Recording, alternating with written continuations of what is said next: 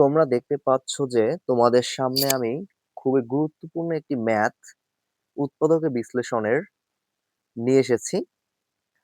তোমরা যারা এইবার এসএসসি পরীক্ষা দিবে বা যারা 9 এবং 10 ক্লাসে রয়েছো, তোমাদের সকলের জন্যই আসলে এই ম্যাথটি খুবই গুরুত্বপূর্ণ হতে যাচ্ছে। কেন আসলে এই ম্যাথটি আমি গুরুত্বপূর্ণ বলছি?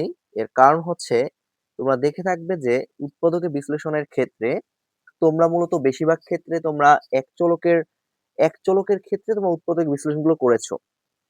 এটি মূলত দুই চলক নিয়ে তোমাদেরকে পরীক্ষা আসার মতো একটি ম্যাথ দেওয়া হয়েছে। আচ্ছা, কেন কেন এটি গুরুত্বপূর্ণ এটা বোঝার জন্য আসলে আমরা একটু ম্যাথটা বোঝার চেষ্টা করি। দেখো, তাহলে চলো আসলে ম্যাথটি বোঝার চেষ্টা করি। তোমরা দেখবে এই ম্যাথটি অনুশীলনী 3.4-এ 2 নাম্বার ম্যাথ হিসেবে এটা রয়েছে।